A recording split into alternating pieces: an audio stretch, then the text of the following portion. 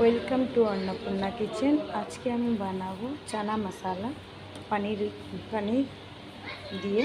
তো আমি চানাটাকে ভিজিয়ে রেখেছিলাম প্রায় 6 ঘন্টা, 6 থেকে 8 ঘন্টা যদি আপনি ভেজান তাহলে খুব ভালোভাবে সোক হয়ে যায়। দিয়ে এটাকে আমি এখন 4খানা সিটি লাগিয়ে নেব, জল আর একটু নুন দিয়ে। এবারে আমি দিয়ে দিচ্ছি এখানে সাদা তেল, আর আমি একটু ছোটো ছোটো করে আলু দেবো, তার জন্য আলুটাও কেটে নিয়েছি।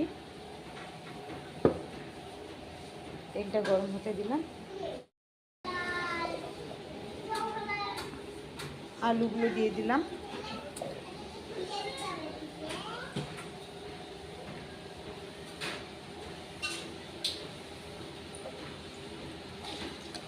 আলুগুলো একটু লাল লাল করে ভেজে তুলে নেব।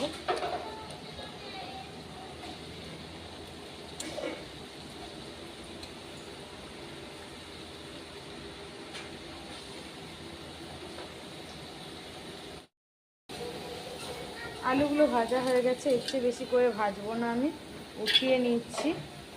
এটা নিরামিষের দিনে সবাই বানিয়ে খেতে পারেন, খুবই ভালো খেতে হয়। আর নিরামিষের দিনে সবারই প্রবলেম থাকে কী খাবো, তো এইভাবে যদি বানিয়ে দেন খুবই ভালো, বাচ্চা খাবে।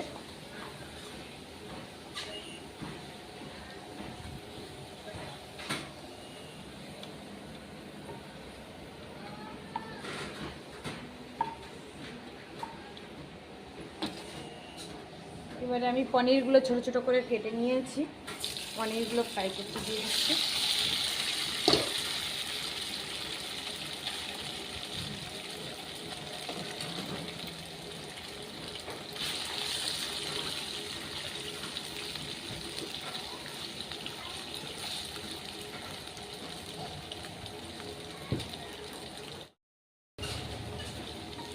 পনিরগুলোও হালকা ভাজা হয়ে গেছে, বেশি ভাজবো না, বেশি ভাজলে পনিরটা সফটনেস থাকে না। আমি ওই আলুর সঙ্গেই পনিরটা উঠিয়ে নিলাম। পনিরটা আমি আগেই গরম জলে একটু ভিজিয়ে রেখেছিলাম নুন ফেলে দিয়ে।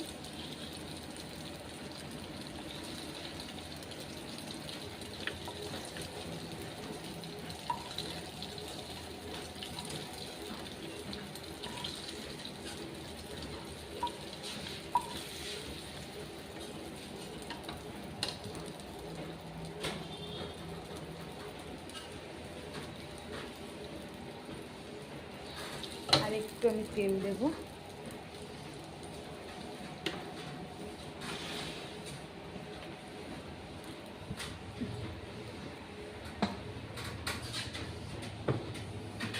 তেলটা গরম হয়ে গেছে,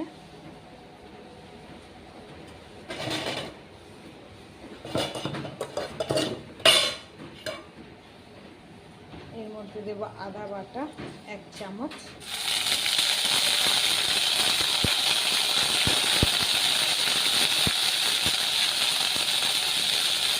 লঙ্কা বাটা 1 চামচ, সামান্য জল,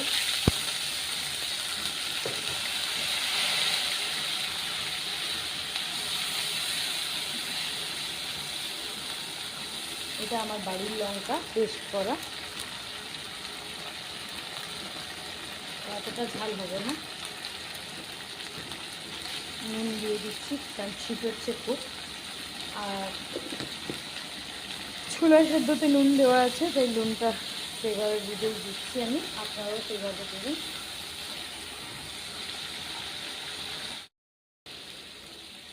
এবারে দিয়ে দিচ্ছি হলুদ গুঁড়ো 1/2 চামচ,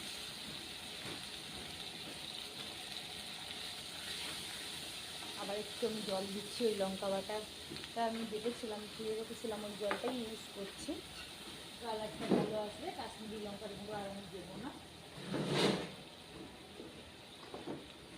একটু জলে ভিজিয়ে রাখিয়ে যদি আপনি লঙ্কাটাকে পেস্ট করেন খুব ভালো। আর তার মধ্যে আমার এই লঙ্কাটা ড্রাই রোস্ট করা ছিল, তার জন্য ধনের গুঁড়ো,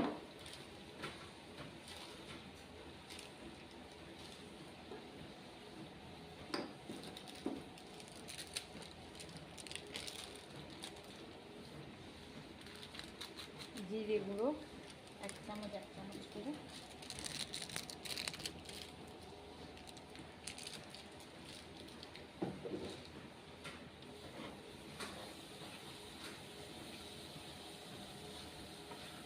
চাল মগজ 3 চামচ আর টক দই 4 চামচ একসঙ্গে পেস্ট করে রেখেছি, ওটা আমি দিয়ে দিলাম।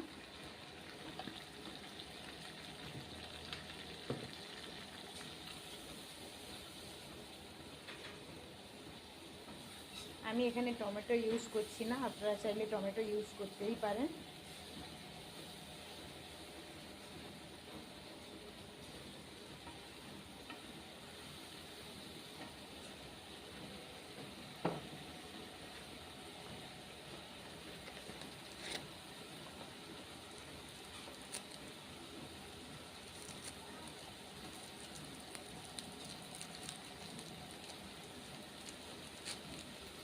দিয়ে দেবো আমচুর পাউডার সামান্য,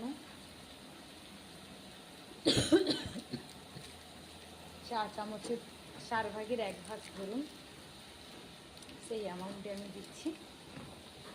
আপনারা যেটা টেস্ট অনুযায়ী দেবেন সেটা তো জানা কথা, আর বলার কিছু নেই। এটা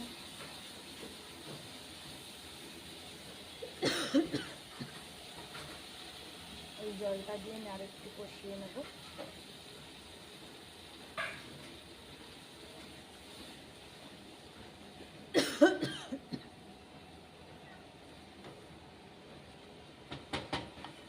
তেল ছেড়ে আসা পর্যন্ত কষাবো।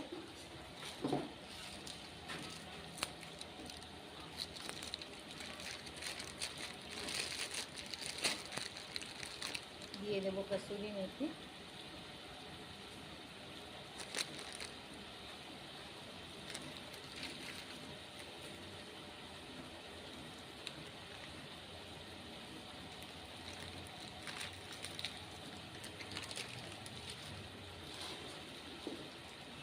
এখনই দিয়ে দেবো গরম মশলা, বাড়িতে বানানো গরম মশলাটা আমি দিয়ে দিলাম।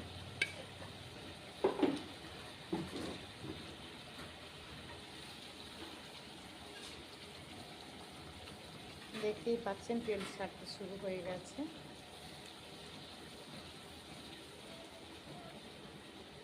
এই পর্যায়ে আলু পনির যেটা আমি ফ্রাই করে তুলে রেখেছি ওটা দিয়ে দিলাম।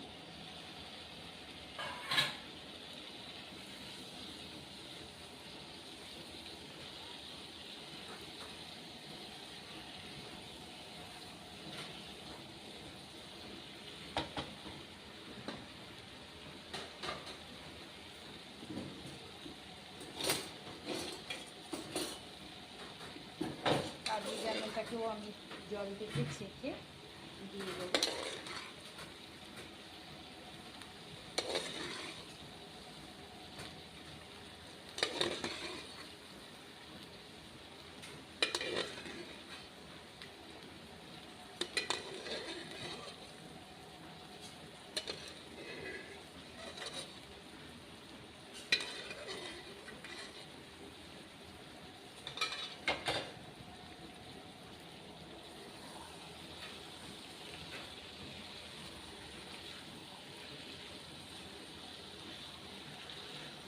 ভালো করে কষিয়ে নেব।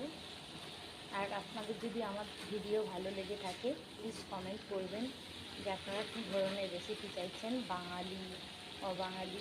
আমি মোটামুটি সব রকম রান্নাই জানি, তো আপনাদের সঙ্গে সেইভাবে আমি শেয়ার করব। তো কারণ আমি বুঝে পাই না সময় সময় মানুষের কী পছন্দ করে না করে, তো সেই কারণে এটা আমার কোশ্চেন থাকলো আপনাদের কাছে। আর প্লিজ ভালো লাগলে অন্তত কমেন্ট করবেন। ভালো করে কষিয়ে নেবো এবারে। ভালো করে আমার কষানো হয়ে গেছে, ড্রাই হয়ে গেছে। এই সময় আমি যে ছোলা সেদ্ধ জলটা রেখেছিলাম ওটা পুরো দিয়ে দিলাম।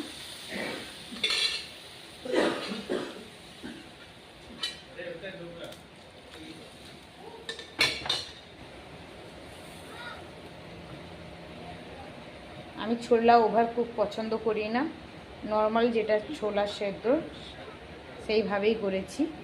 আপনারাও এইভাবেই করে নেবেন, এতে খেতে টেস্টি হয়। বেশি ওভার কুক হয়ে গেলে গলা গলা লাগে, খেতে ভালো লাগে না। দেখতে পাচ্ছেন ওতেই কত সুন্দর কালার এসে গেছে। এক্সট্রা আর কাশ্মীরি লঙ্কা গুঁড়ো দিতে হয়নি, আর কাশ্মীরি লঙ্কার গুঁড়ো দিলে ফ্লেভারটা চেঞ্জ হয়ে যায়। এটা খুব সুন্দর ফ্লেভার আসছে আর খেতেও খুবই টেস্টি হবে। জল দিয়ে এখন আমি ভালো করে একটু ফুটাবো। আর যেটা আমার রান্নায় সবচেয়ে বড় ইম্পর্টেন্ট সেটা হলো চিনি, মানে একটু মিষ্টি আর কি। সেটা হলো সামান্য হলেও হাফ টিস্পুন আমি দিলাম।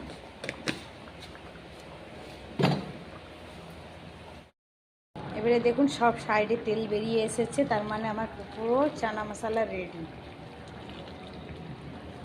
এইভাবে বাড়িতে বানিয়ে ফেলুন আর সবাই খুব আনন্দ করে খান। Please like and subscribe. Thank you.